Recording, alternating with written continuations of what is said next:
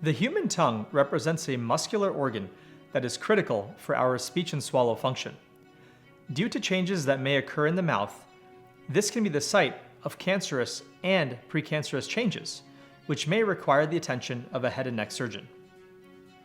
My name is Dr. Sameep Kadakia, Director of Premier's Comprehensive Head and Neck Oncology and Reconstructive Plastic Surgery program.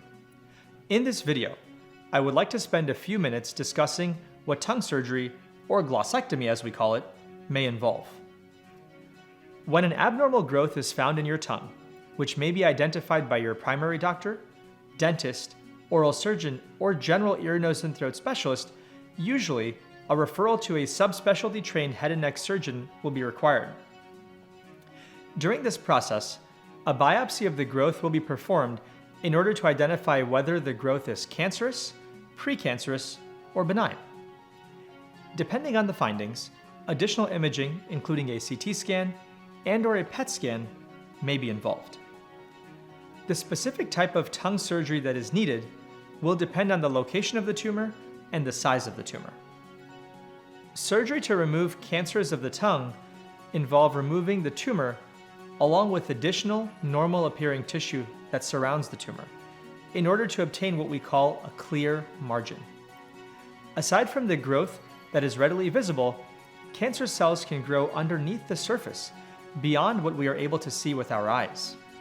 As such, it is imperative to take additional tissue when we remove the tumor in order to ensure that we take every precaution to remove the tumor in its entirety.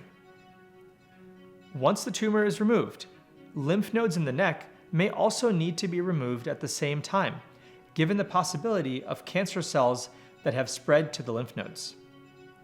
The next question that arises revolves around the best way to rebuild the tongue after surgery. In some situations, if the removal of the tumor results in a very small wound, this can either be closed with stitches or left open to heal by itself.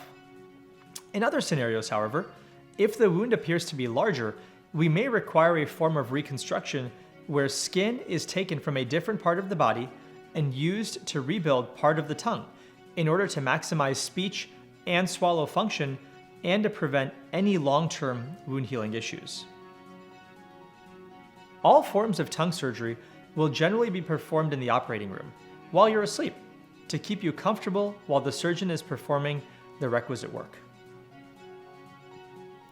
It is important to realize that all patients are different, and the surgery that is appropriate for one patient may not be the same as what is required for the next patient. In the same vein, everyone recovers very differently as well. While certain patients may go through surgery and have no long-term impact on their speech and swallow function, other patients may sustain changes to their speech and swallow function.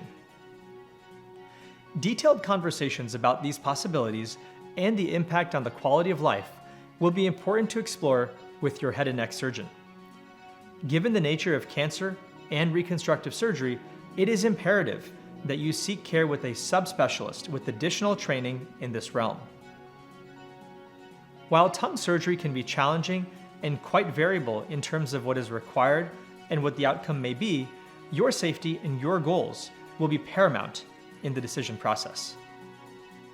At Premier Health, our head and neck surgery team has dedicated subspecialty training in both oncologic and reconstructive surgery in order to offer patients a complete approach and an advanced expertise to plan for the very best outcome.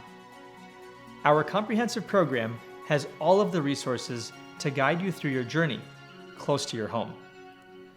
Thank you for your time, and we look forward to taking care of you.